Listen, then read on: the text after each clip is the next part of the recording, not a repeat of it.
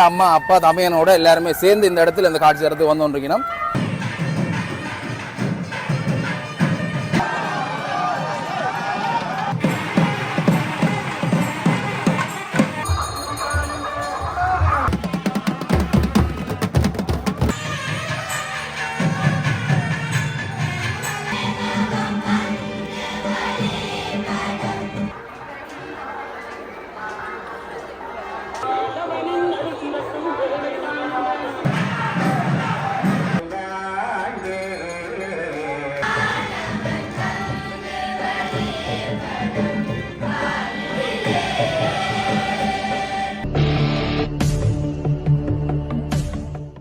உறவுகள் அனைவருக்கும் வணக்கம். இந்த பார்த்தீங்கன்னா யாழ்ப்பாணத்தில் நிற்கிறோம். யாழ்ப்பாணத்தில் வரலாற்று சிறப்புகள் நிறைய கொண்ட இணைவில் கந்தசுவாமி ஆலயத்தில் நிற்கிறோம். பார்த்தீங்கன்னா இணைவில் கந்தசுவாமி ஆலயம் 2024ஆம் ஆண்டுக்கான வருடாந்த மாவட்டத்தில் இந்த தினம் பார்த்தீங்கன்னா தேர் திருவிழா இடம்பெறுகின்ற அந்த தேர் திருவிழா காட்சிகள் தொடர்பாக தான் இந்த காணொலியில் பதிவிடுறேன். ஆலய முன்றிலே பார்த்தீங்கன்னா 3 பேர்கள், அதாவது முருகப்பெருமானுக்குரியது, சிவபெருமான் உமாதேவியாருக்குரியது, அடுத்தது பார்த்தீங்கன்னா பிள்ளையாருக்குரிய பேர்கள். அங்கே தேங்காய்கள் கூட பார்த்தீங்கன்னா குவிக்கப்பட்டுகின்றது. ஆலயத்தின் கம்பீரமான அந்த ராஜ கோபுரத்தை பார்க்கக்கூடிய மாதிரி இருக்கும். இப்போ நாங்கள் உள்ளுக்கு போவோம். உள்ளுக்கு போய் இடம்பெற அந்த வசந்த மண்ட பூஜைகளை பார்த்துட்டு வந்து தொடர்ந்து இடம்பெற காட்சிகளை பார்க்கலாம்.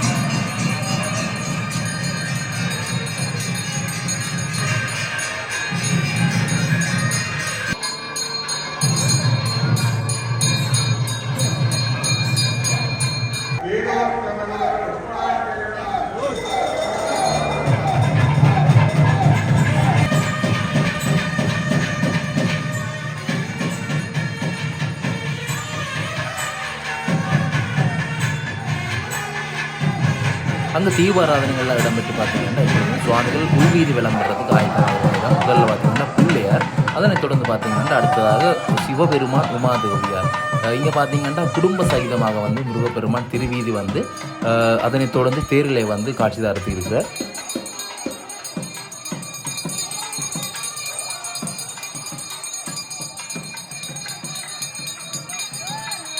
பல வரலாற்று சிறப்புகளை தன்னகத்தை கொண்டமர்ந்த கோயிலெலாம் பார்த்திங்கன்னா இந்த இணைவில் கந்தசுவாமி கோயில்ன்றது உலகத்திலே இருக்கக்கூடிய அந்த மிகப்பெரிய மஞ்சமான உலகப்பெரு மஞ்சத்தை கூட தன்னகத்தை கொண்டமர்ந்திருக்கக்கூடிய இந்த மிகப்பெரிய அளவிலான கோயில் இணைவில் கந்தசுவாமி கோயில். மிகவும் வரலாற்று சிறப்புடைய ஒரு கோயிலாக இந்த கோயில் வந்து யாழ்ப்பாணத்தை பொறுத்தவரை அமைந்திருக்குது.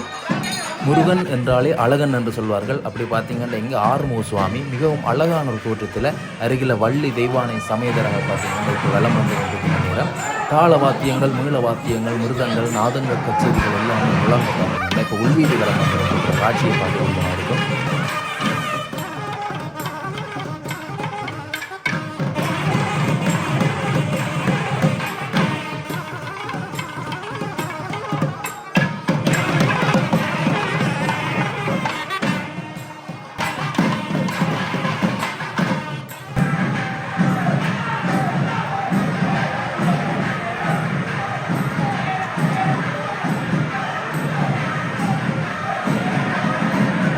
உள்வீதியில் பார்த்திங்கன்னா இப்போ முருகப்பெருமான் யாகசாலையை அமைந்து கொண்டிருக்கின்றார். இப்போ யாகசாலையில் வந்து பூஜை வழிபாடு நிறைவு செய்து கொண்டால் வெளிவீதி விளம்பரத்து கொண்டார்.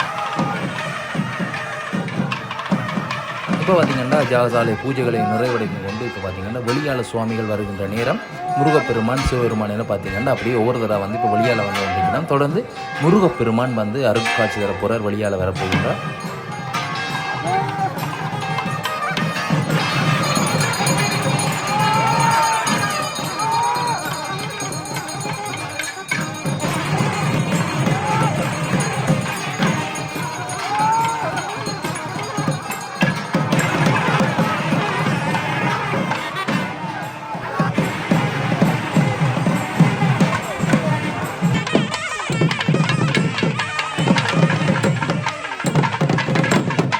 பிள்ளையாரும் சிவபெருமான் உமாதேவியார் பார்த்தீங்கன்னா தங்களுடைய அந்த தேர்களுக்கு சென்று கொண்டிருக்கிற காட்சி பார்க்கக்கூடிய இருக்கும். அதனைத் தொடர்ந்து பார்த்தீங்கன்னா முருகப்பெருமான் தன்னுடைய தேரிலே ஆரோகணிப்பதற்காக தற்பொழுது அடியர்களின் தோல் மீது ஏறி அசைந்து அசைந்து வந்து கொண்டிருக்கிற அந்த அற்புதமான காட்சி இப்போ நீங்கள் பார்க்கக்கூடியதாக இருக்கும். முருகப்பெருமான் பார்த்தீங்கன்னா இப்போ தேரில் ஏறுற காட்சி நீங்கள் பார்க்கக்கூடியமாக இருக்கும்.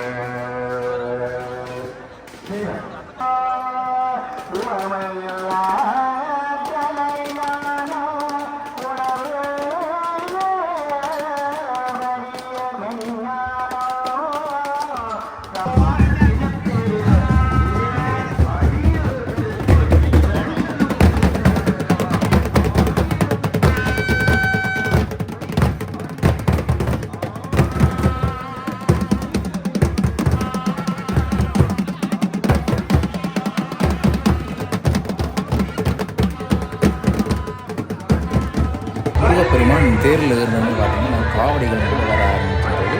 கந்தன் என்றாலே காவடி தானே, காவடிகள் தொடர்ச்சியாக வந்து வந்துருக்கு. இங்கே ஆட்ட காவடிகள், பறவை காவடிகள் எல்லாமே பார்க்கக்கூடியமாக இருக்குது. ஆலயத்தில் வந்து இன்னும் நிறைய காவடிகள் தொடர்ச்சியாக இங்கே வந்து கொண்டிருக்கும். ஏனென்றால் முருகனுக்கு வந்து காவடிகள் வாடுற வளமை, தேர் திருவிழா என்றால் இன்னும் அதிகளவான காவடிகள் புனித கந்தனுக்கு வந்து சேர்வதும் வளமை.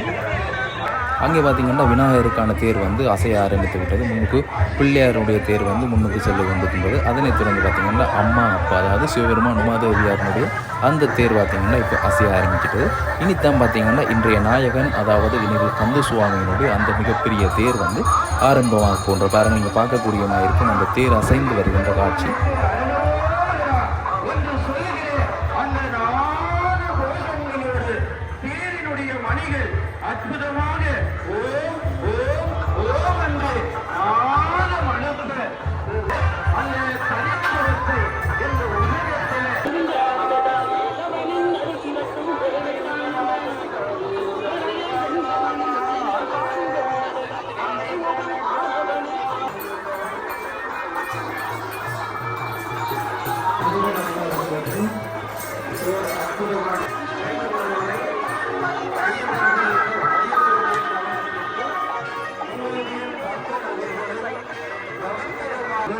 இந்த இடத்துல பார்த்தீங்கன்னா ஆக்கள் எல்லாம் முண்டி மோதி கொண்டிருக்கணும். என்னென்னு பார்த்தீங்கன்னா நீங்கள் ஏதோ கொடுத்து கொண்டிருக்கணும். அதான் பார்த்தீங்கன்னா போண்டா கொடுத்து கொண்டிருக்கணும். இந்த நெய்வேத்தியங்கள், அதாவது இறைவனுக்கு வந்து படைக்கப்பட்ட அந்த படையல்கள், அந்த உணவுகளை வந்து அடியவர்களுக்கு வந்து கொடுத்து கொண்டிருக்கிற அந்த நேரம் எல்லாருமே வந்து சின்ன வயதில் நாங்கள் இந்த இடத்துல அடிபாட்டுக்கு வந்து அனுபவங்கள் இருக்குது. இப்போ கூட நாங்கள் போய் சாப்பிட்டு தான் போய் அப்படி பார்த்தீங்கன்னா இது கோயில்களில் மட்டும்தான் இப்படியான அந்த அனுபவங்கள் பெறக்கூடியமாக இருக்குது. இதில் பார்த்தீங்கன்னா படையல்கள் எல்லாமே வீதிகளில் வந்து வைக்கப்பட்டிருக்கின்றது. ஆலய வீதியை சுற்றி பார்த்தீங்கன்னா படையல்கள், அதோட தேங்காய்கள் கூட மலைமலையாக குவிக்கப்பட்டிருக்கிறது. இந்த ஆலய வீதிகளை சுற்றி அதுவும் பார்க்கக்கூடியமாக இருந்தது. பார்த்திங்கன்னா தாகத்தை தணிப்பதற்காக இங்கே சர்பத் கொடுத்து கொண்டிருக்கணும். உண்மையாக வீதிகளும் கோயிலெலாம் குடிக்கக்கூடியமாக இருக்கும். வேறு இடங்களில் குடிக்கிறத விட கோயிலில் குடிக்கும் பொழுது வந்து அந்த உணர்வு வந்து வித்தியாசமானதாக இருக்கும். படையல்களை தொடர்ந்து இங்கே பார்க்கக்கூடியமாக இருக்கும். இப்போ பார்த்திங்கன்னா வடக்கயிறு பற்றி தேரை இழுத்து கொண்டு வர அந்த காட்சி.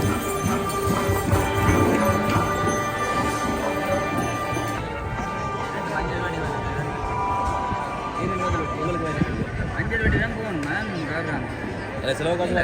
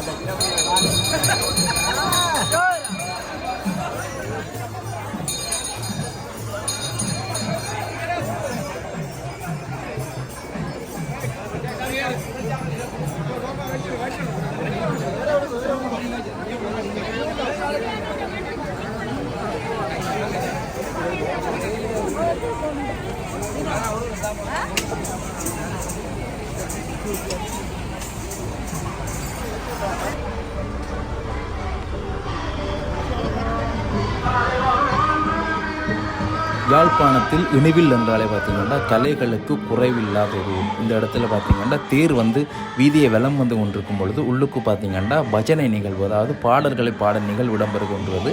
யார் பாடுகிறார்கள் பார்த்திங்கன்னா சிறுவர்கள் முதல் பெரியவர்கள் வரை நீங்கள் பார்க்கக்கூடியமாக இருக்கும். சின்ன பிள்ளைகள் எல்லாமே இந்த இடத்தில் அமர்ந்திருந்து அந்த பாடல்களை மிகவும் அழகாக பாடிக்கொண்டிருக்கணும். பாருங்கள், சின்ன சின்ன பிள்ளைகள், நான் நினைக்கிறேன் 4 வயசு 5 வயசு பிள்ளைகள் எல்லாருமே இந்த இடத்துல அமர்ந்து பாருங்கள் போல் அழகாக அந்த தாளம் போட்டு அந்த பாடல்களை பாடிக்கொண்டிருக்கிறார். இதுதான் யாழ்ப்பாணம், இதுதான் யாழ்ப்பாணத்தில் இருக்கக்கூடிய பிள்ளைகள், இப்படித்தான் வளர்ந்தவர்கள் என்பதை காட்டக்கூடிய விதத்தில் வந்து இது அமைந்திருக்கிறதை நாங்கள் பார்க்கக்கூடியமாக இருக்கும்.